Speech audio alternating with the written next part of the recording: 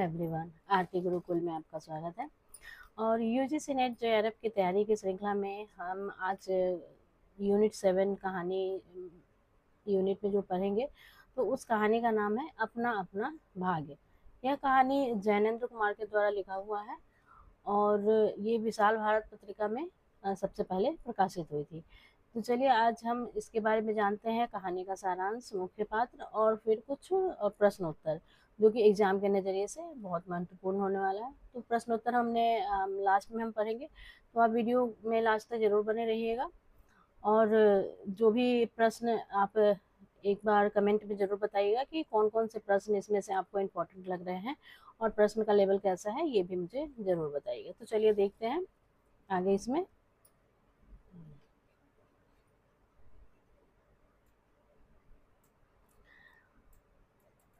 तो इस कहानी का जो प्रकाशन वर्ष है वो 1929 है।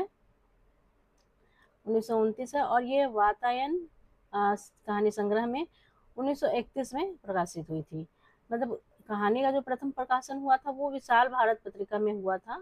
सबसे पहली बार कहानी विशाल भारत पत्रिका में प्रकाशित हुई थी 1929 में।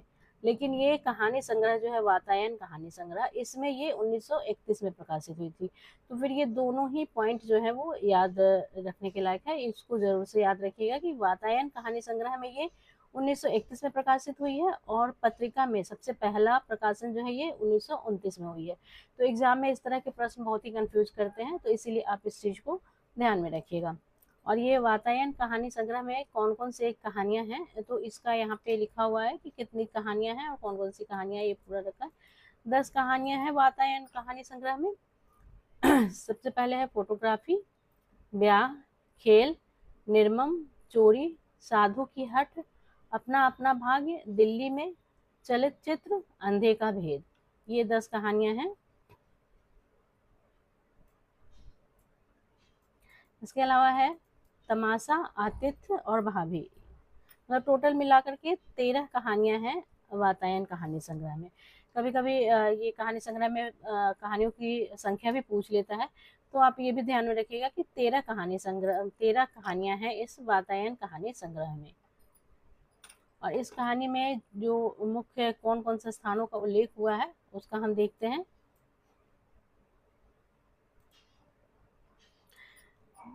सबसे पहले इसमें नैनीताल का जो परिवेश है वो नैनीताल का है। वहीं की घटना का इसमें वर्णन किया गया है नैनीताल का। और होटल डी पब, ये होटल का नाम भी याद रखिएगा, होटल डी पब। यहाँ पे लेखक और उसका मित्र रहता है। कौन कौन रहता है? बस 2 ही लोग रहते हैं, लेखक और उसका मित्र रहता है। होटल क्या है? होटल का नाम है डी पब। ज्यादा पात्र नहीं है, कहानी भी बहुत ज्यादा लंबी नहीं है। एक पहाड़ी लड़का रहता है जो कि 10 वर्ष का है और एक लेखक है जो कि ये कहानी सुनाते हैं और साथ में उनके साथ आया हुआ लेखक का मित्र रहता है। कुछ गौण पात्र है जिनका जिक्र हुआ है कहानी में। तो उसमें है एक ये 2 वकील मित्र हैं।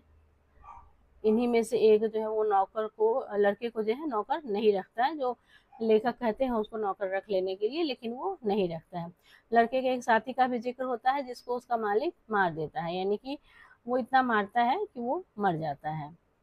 तो इसमें अब चलिए सबसे पहले ये देखेंगे कि कहानी में कुछ मुख्य पंक्तियां जो है, जिससे कि आपको कहानी का अंदाजा भी लग जाएगा, कहानी का सार समझ में आएगा।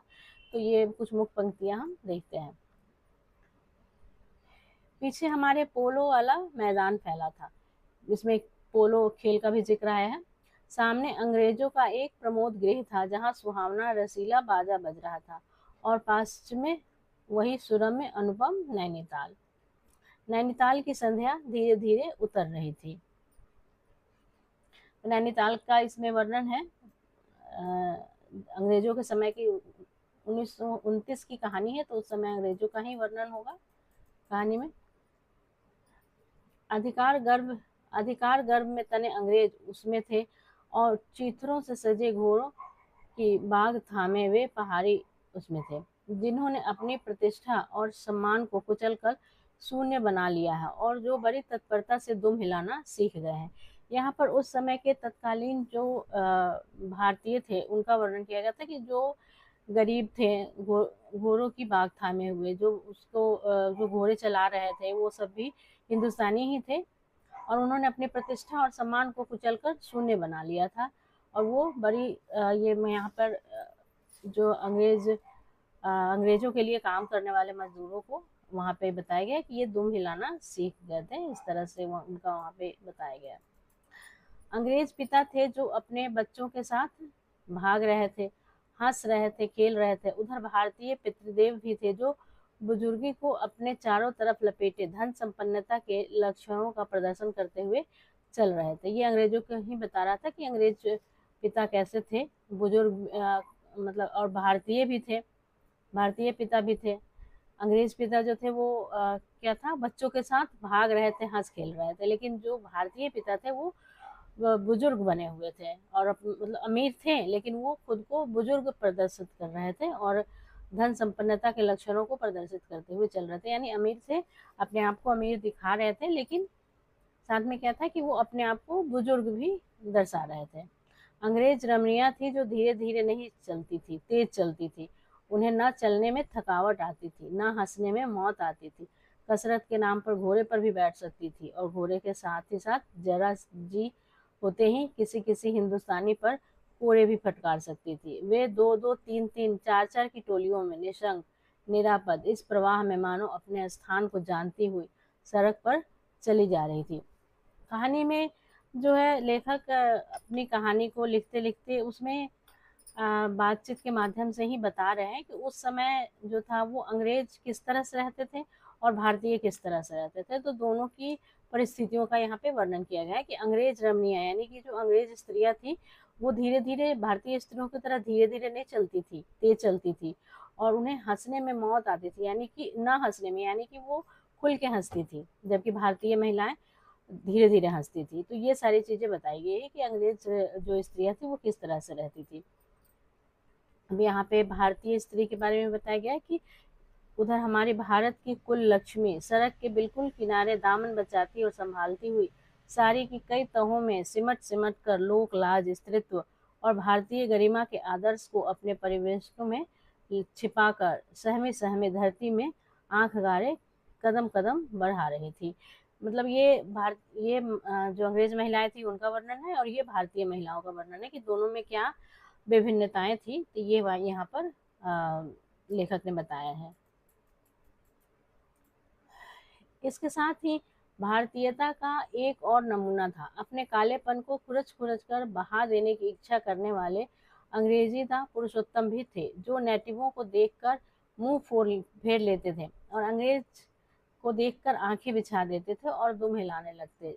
वैसे वे अकड़ कर चलते थे मानो भारत भूमि को इसी अकड़ के साथ कुचल कुचल कर चलने का उन्हें अधिकार मिला हो। ये अंग्रेजों की चाटुकारिता पर लेखक जो है वो व्यंग करते हैं कि वो खुद तो भारतीय हैं, लेकिन फिर भी वो भारतीयों से घृणा करते हैं और अंग्रेजों की चाटुकारिता करते हैं। तो इस तरह के भी लोग उस समय मौजूद थे हमारे देश में और वहाँ पे नैनीताल में। एक शुभ्र महासागर ने फैलकर संस्कृति के सारे अस्तित्व को डुबो दिया। ऊपर नीचे चारों तरफ निर्भेद सफेद शून्यता ही फैली हुई थी। ये पहाड़ का सौंदर्य का वर्णन किया गया है। इसमें पहाड़ को एक महासागर से उसकी तुलना की गई है। एक लड़का सिर के बड़े बड़े बालों को खुजलाता चला आ रहा है, नंगे पैर, नंगा सिर, एक मैली सी कमीज लटकाए है। पैर उसके न जाने कहाँ पड़ रहे हैं और वह न जाने कहाँ चल रहा है, कहाँ जाना चाहता है। उसके कदमों में जैसे कोई न अगला न पिछला न दायां है न बायां है, यानी वो भूख और कमजोरी से वो लड़खड़ाते हुए चल रहा है। तो वो ऐसा लग रहा है कि पता नहीं वो उसका पैर कहाँ चल रहा है, कुछ समझ में नहीं आ रहा है लेखक को, क्योंकि वो भूख और कमजोरी से लड़खड़ाता हुआ चल रहा है।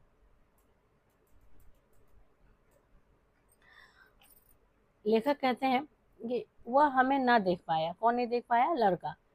वह जैसे कुछ भी नहीं देख रहा था, न नीचे की धरती, न ऊपर चारों तरफ फैला हुआ कोहरा, न सामने का तालाब और न बाकी की दुनिया। वह बस अपने विकट वर्तमान को देख रहा था। उसे कुछ भी नजर नहीं आ रहा था, क्योंकि जो भूख और कमजोर इंसान है तो उसके बारे में वर्णन है कि वो इतना भूखा और इतना मतलब कमजोर था कि उसे अभी अभी तुरंत के अलावा उसको और कुछ भी नहीं दिख रहा था। उसको अपने चारों तरफ की चीजें भी नहीं दिख रही थी और भविष्य वर्तमान की तो बात ही छोड़ दीजिए। मेरे कई छोटे भाई बहन हैं, सो भाग आया। वहाँ काम नहीं, रोटी नहीं, बाप भूखा रहता था और मारता था, माँ भूखी रहती थी और रोती थी, सो भाग आया, ये लड़का कहता है। तो ये यहाँ वो पहाड़ी लड़का था, तो पहाड़ी गांव से भाग करके नैनीताल में आ गया था कि कहीं पे उसे कुछ काम मिल जाएगा, जिससे कि वो कम से कम भूखा तो नहीं रहेगा, कम से कम उसका पेट भरेगा। तो इसलिए वो वहाँ आ गया रहता है, क्योंकि वो बता रहा है ना कि वहाँ पे पहाड़ों में कोई काम नहीं था, रोटी नहीं खाने को मिलता नहीं था, तो बाप भूखा रहता था, मारता था गुस्से में, माँ भी भूखी रहती थी, रोती रहती थी। तो ये लड़का जो है वो बता रहा है। आज ये पहाड़ी बच्चे बड़े शैतान होते हैं, बच्चे बच्चे में गुल छिपे होते हैं, आप भी क्या अजीब है, उठा लाए कहीं से, लो जी यह नौ कर लो। वकील जो है वो लेखक से कहता है, पहाड़ियों के प्रति बिल्कुल अविश्वास है, वो पहाड़ियों को चोर चक्का समझते हैं और उनके ऊपर बिल्कुल भी विश्वास नहीं करते हैं। मैंने कहा, 10 का नोट ही दे दो। सक पकाकर मित्र मेरा मुंह देखने लगे। अरे यार, बजट बिगड़ जाएगा, हृदय में जितनी दया है पास में उतने पैसे तो नहीं है। यानी कि वो देना चाहता था, जो लेखक है वो भी देना चाहते थे, लेकिन उनके पास पैसे नहीं थे, और मित्र को बोल रहे थे। तो वो 10 का नोट उस जमाने में, ये जो 1929 की कहानी है, तो उस समय 10 के नोट का बहुत ज्यादा महत्व था, तो वो नहीं देना चाहते, कहते कि बजट बिगड़ जाएगा। तो जाने दो, यह दया ही इस जमाने में बहुत है, मैंने कहा। लेखक ऐसा बोलते हैं। सिकुड़ते हुए मित्र ने कहा, भयानक शीत है, उसके पास बहुत कम कपड़े हैं। यह संसार है यार, मैंने स्वार्थ की फिलॉसफी सुनाई। चलो पहले बिस्तर में गर्म हो लो, फिर किसी और की चिंता करना। उदास होकर मित्र ने कहा, स्वार्थ जो कहो, लाचारी कहो, निष्ठुरता कहो या बेहयाई कहो। यानी कि वो लेखक का जो मित्र, लेखक खुद ही मतलब वो फिलॉसफी सुनाते हुए कहते हैं कि भाई अपना, अब वो क्या कर सकते हैं, पहले हम अपना देख लें, फिर बाद में किसी और की चिंता करेंगे। और लेखक का जो मित्र है वो भी, दया तो आता है लेकिन वो उसकी मदद नहीं कर पाता है। वो कह रहा है कि उस चीज को, दया का क्या नाम देता है, स्वार्थ, लाचारी, निष्ठुरता या बेहाई, जो भी कह लो। मोटर में सवार होते ही थे कि यह समाचार मिला कि पिछली रात एक पहाड़ी बालक सड़क के किनारे पेड़ के नीचे ठिठुरकर मर गया। मरने के लिए उसे वही जगह, वही 10 वर्ष की उम्र, वही काले चीथड़ों की कमीज मिली। आदमियों की दुनिया ने बस यही उपहार उसके पास छोड़ा था। पर बताने वालों ने बताया कि गरीब के मुंह पर, छाती, मुट्ठी और पैरों पर बर्फ की हल्की सी चादर चिपक गई थी, मानो दुनिया की बेहाई ढकने के लिए प्रकृति ने शव के लिए ठंडे और सफेद कफन का प्रबंध कर दिया था। सब सुना और सोचा, अपना अपना भाग्य।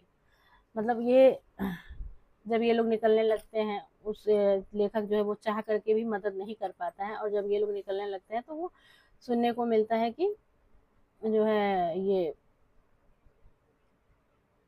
वो लड़का जो था, पहाड़ी लड़का, वो मर गया और उसके ऊपर बर्फ बर्फ की चादर जम गई थी। तो लेखक उस चीज को जो है वो प्रकृति के द्वारा दिए गए कफन का नाम देते हैं, और फिर वो अपना अपना भाग्य कहकर उसे चल देते हैं, क्योंकि उनको ये लगता है कि ये अपना अपना भाग्य है, कि उसको ये मरने के लिए बस यही 10 वर्ष की उम्र और यही काले चित्रों की कमीज और वही जगह मिली थी, तो ये उसका भाग्य कह करके।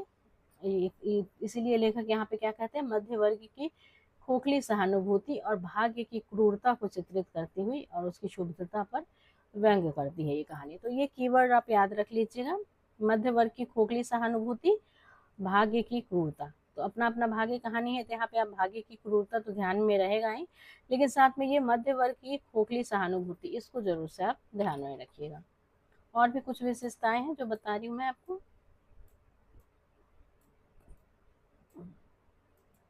ये सब चीजें, ये जो विशेषताएं मैंने मैंने ये लिखा है, तो ये एक तरह से कीवर्ड भी है। ये ध्यान में आने पर आपको तुरंत याद आ जाएगा कि ये अपना अपना भाग्य से संबंधित है। जैसे कि यह कहानी सामाजिक भेदभाव, विषमता एवं पराधीनता को दिखाती है, क्योंकि ये 1929 की कहानी है, तो जाहिर सी बात है कि उस समय देश स्वतंत्र नहीं हुआ था, तो पराधीनता को दिखाती है। इस कहानी में व्याप्त विषमता आर्थिक और सामाजिक दोनों स्तर पर है, आर्थिक भी है और सामाजिक भी है। मतलब सामाजिक जो कुरीतियां हैं वो भी उस समय बहुत ज्यादा है, और जो आर्थिक भेदभाव है वो भी बहुत ज्यादा है। जो अमीर है वो बहुत अमीर है, और जो गरीब है वो बहुत ही गरीब है, मतलब इतना गरीब कि उसको खाने तक को नहीं है। शिक्षित मध्य वर्ग की स्वार्थपरकता को उजागर करने वाली कहानी है। गुलाम भारत की 20वीं सदी की नैनीताल शहर का परिवेश है। नैनीताल का भी इसमें बहुत ही खूबसूरत वर्णन किया गया है, तल्ली ताल का। तो ये भी ध्यान में रखिएगा। और जो उस समय का था तल्ली ताल। तो ये भी आप बता, मतलब एग्जाम में पूछा जा सकता है।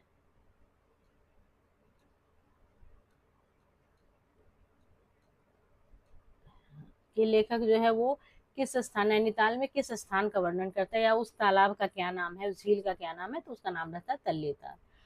ये संवाद शैली का प्रयोग किया गया है क्योंकि लेखक और उसके मित्र जो है वो बात करते हैं और पहाड़ी लड़के से भी बातचीत होती है, तो वहाँ पे संवाद शैली का प्रयोग किया गया है।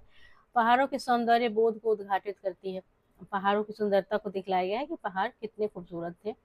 यह एक विचार प्रधान कहानी है, यानी कि ये कहानी आप अगर पढ़ ले तो सोचने पर मजबूर करती है कि क्या सच में वो भाग्य का मारा हुआ, भाग्य की क्रूरता का शिकार था, या मनुष्यों की क्रूरता का शिकार था। तो ये हमें सोचने पर विवश करती है कहानी। यह कहानी भाग्यवादी विचारों का समर्थन नहीं करती। अपना अपना भाग्य नाम होते हुए भी ये ध्यान में रखिएगा कि ये कहानी भाग्यवादी विचारों का समर्थन नहीं करती है। भारतीय स्त्री पुरुषों की तुलना अंग्रेज स्त्री पुरुषों से की गई है। इसमें अंग्रेजों की चाटुकारिता करने वालों पर भी व्यंग की गई है। कहानी में बेरोजगारी की समस्या का चित्रण हुआ है। बेरोजगारी किस हद तक थी पहाड़ी इलाकों में उस समय, तो उसका वर्णन किया गया है। कहानी में पहाड़ी लोगों पर किए जाने वाले तथाकथित अविश्वास की समस्या का भी चित्रण किया गया है कि लोग जो है वो पहाड़ी बालकों पर, यानी कि वो 10 वर्ष का बच्चा था लेकिन उसके ऊपर भी वो विश्वास नहीं कर रहे हैं। अब चलिए कुछ प्रश्न उत्तर कर लेते हैं हम लोग।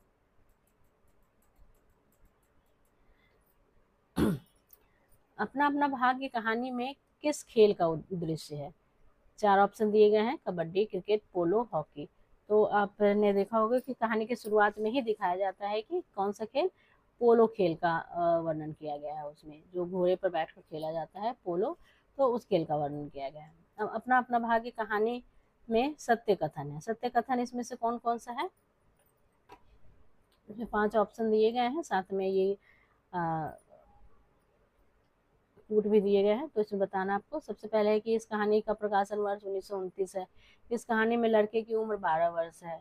इस कहानी में गुलाम भारत की 20वीं सदी के नैनीताल शहर का परिवेश है। यह वातायन कहानी संग्रह में संकलित है।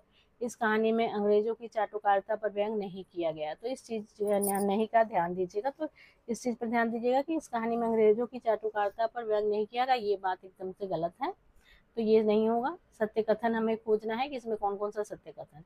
तो वातायन में संकलित है, ये सत्य कथन है। इस कहानी में गुलाम भारत की 20वीं सदी के नैनीताल शहर का परिवेश है, ये भी सत्य कथन है। और कहानी का प्रकाशन वर्ष 1929 है, ये भी सत्य कथन है। कहानी में लड़के की उम्र 12 वर्ष नहीं 10 वर्ष है, तो यहाँ पे ये गलत हो जाएगा। तो सही क्या है? ए, सी और डी, ये तो सही है। ए, सी और डी।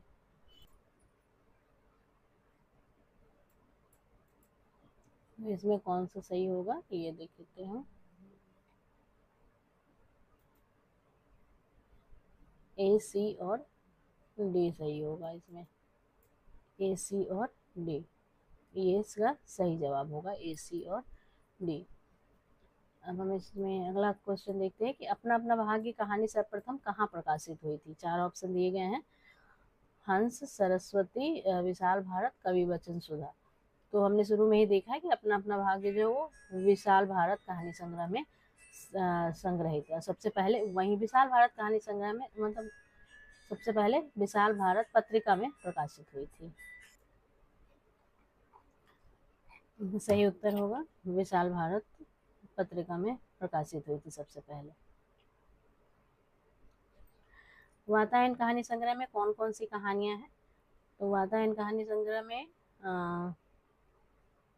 खेल है, और भाभी है, और अपना अपना भाग्य, ये तो है। ये तो ये तीनों होगा, ए, बी और ई। ए, बी और ई, ये सही जवाब होगा इसका। खेल, भाभी और अपना अपना भाग, ये तीनों कहानी जो है वो वातायन कहानी संग्रह में संकलित है। एक शुभ्र महासागर ने फैलकर संस्कृति के सारे अस्तित्व को डुबो दिया, पर नीचे चारों तरफ वह निर्भेद सफेद शून्यता ही फैली हुई थी। अपने अपने भाग्य कहानी में यह पंक्ति किसके संदर्भ में कही गई है। तो यह पंक्ति जो है वो पहाड़ों का सौंदर्य इसके संदर्भ में कही गई है। तो ये महासागर देखकर आप ये मत सोचिएगा कि महासागर के संदर्भ में कही गई है, इस तरह के प्रश्न आपको कंफ्यूज करते हैं। तो ये आप देखिए पहाड़ों के संदर्भ में कही गई है। और अपना अपना भाग्य कहानी के लेखक का नाम क्या है, ये तो हम जानते हैं, इसके लेखक का नाम जैनेन्द्र है। तो सही जवाब इसका जैनेन्द्र होगा। यहाँ पे हम अपना अपना भाग्य कहानी पढ़ रहे हैं, इसलिए हमें ये इजी क्वेश्चन लग रहा है कि कहानी के लेखक का नाम क्या ही कठिन चीज है। ये तो हमें पता ही है कि जैनेन्द्र है, क्योंकि हम अपना अपना भाग्य कहानी ही पढ़ रहे हैं। लेकिन जब प्रश्न आते हैं एग्जाम में, जब 100 प्रश्न रहते हैं जहाँ पे, तो वहाँ पे आपको बहुत ही कंफ्यूजन होता है। और कई बार ये इस तरह के लेखकों के नाम जो है वो मिलान करने वाले में या जो सत्य असत्य कथन बताने वाले में इस तरह में आ जाते हैं, तो हम समझ नहीं पाते, उस समय हमें कंफ्यूजन होता है। तो इसीलिए ये सारे लेखकों के नाम याद करना तो बहुत ही ज़रूरी है। जो भी कहानी, उपन्यास, निबंध या जो भी हमारे सिलेबस में लगा हुआ है, उन सभी के लेखक का नाम याद करना तो आपका सबसे पहला कर्तव्य बन जाता है। वो तो याद रखना ही रखना है। जैनेन्द्र की पहली प्रकाशित कहानी कौन सी है? तो ये भी एक बहुत ही देखने में इजी लगता है, लेकिन फिर भी ये बहुत ही एक ज़रूरी चीज़ है कि आप किसी भी लेखक की पहली या आखिरी या अप्रकाशित या कुछ ऐसा होता है कि अधूरी कहानियाँ, तो इस तरह की कुछ मुख्य चीज़ों को ज़रूर से याद रखिए। कई बार क्या होता है कि हम ये पूरी कहानियाँ, हमें पूरी जो लिस्ट होती है वो हमें नहीं याद रहती कि लेखक की पूरी कहानियाँ कौन सी हैं, और उसमें वो जो है क्रम से लगाने वाले प्रश्न आ जाते हैं, तो वैसे में परेशानी होती है। तो अगर आपको याद रहेगा कि हाँ लेखक की पहली कहानी कौन सी थी, सबसे पहली किताब कौन सी थी, तो इससे क्या होगा, आपको काफ़ी कुछ आसान हो जाएगा आपके लिए। तो ये इसीलिए ये सब चीज़ें याद रखनी बहुत ज़रूरी। तो यहाँ पे हम देखेंगे कि लेखक की पहली प्रकाशित कहानी कौन सी है। तो लेखक ने बोला कि उसकी जो पहली प्रकाशित कहानी है वो खेल है। लेखक की पहली प्रकाशित कहानी खेल है, जैनेन्द्र। इस कहानी का मुख्य प्रतिपाद्य क्या है? सामाजिक भेदभाव, झूठी दया और सहानुभूति, मानवता, होटल की खूबसूरती, पहाड़ी स्थानों में रहने वाली समस्या। तो मानवता तो बिल्कुल भी नहीं है, क्योंकि मानवता होती तो वो बच्चा 10 साल का बच्चा मरता नहीं। तो मानवता तो बिल्कुल भी नहीं है। तो इसमें क्या है, सामाजिक भेदभाव, सही बात है, ये है। झूठी दया और सहानुभूति, ये भी है। होटल की खूबसूरती का ऐसा कोई मुख्य प्रतिपाद्य नहीं है कहानी में। पहाड़ी स्थानों पर रहने वाली कोई समस्या है, ये है। तो हम यहाँ पे सही उत्तर क्या होगा, ए, बी और ई, ये सही उत्तर होगा। ए, बी और ई, यहाँ पे है ए, बी और ई, ये सही उत्तर है।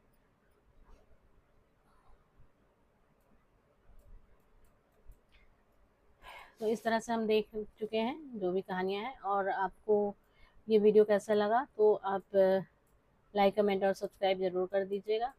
और साथ ही शेयर भी कर दीजिएगा उन लोगों को भी जो लोग एग्ज़ाम की तैयारी कर रहे हैं और अभी फॉर्म फिल नहीं हुआ है, फॉर्म नहीं आया है, लेकिन ज़्यादा समय नहीं है, एग्ज़ाम दिसंबर में ज़रूर होगा।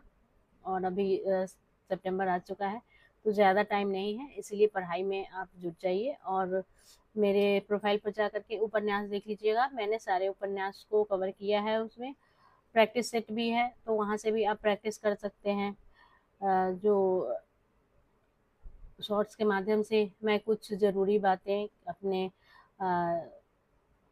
जो हिंदी व्याकरण और हिंदी के पहले और दूसरे यूनिट जो हमारा है, तो उससे संबंधित कुछ चीज़ें मैं आपको शॉर्ट्स के माध्यम से बता दे रही हूँ। तो आप मेरा शॉर्ट्स ज़रूर से देखिएगा, उससे क्या होगा कि आपकी जो छोटी छोटी चीज़ें हैं, तो उनकी तैयारी आपकी होती रहेगी। भाषा के बारे में, लौकिक संस्कृत और आर्य भाषाएं, तो इन सब के बारे में मैंने शॉर्ट्स के माध्यम से आपको बताने की कोशिश की है। उसमें मुख्य मुख्य जो पंक्तियां हैं या जो मेन जो की पॉइंट है, तो उन सबको मैंने रखा है। तो आप शॉर्ट्स को भी देखने में आपको ज़्यादा टाइम भी नहीं लगेगा, बस 15-20 सेकंड का शॉर्ट्स होता है, तो उसको देखने में आपको टाइम नहीं लगेगा। लेकिन अगर आप वो पढ़ लेते हैं तो एग्ज़ाम के नज़रिए से बहुत ही इम्पोर्टेंट होगा। तो आप ज़रूर देखिएगा। धन्यवाद।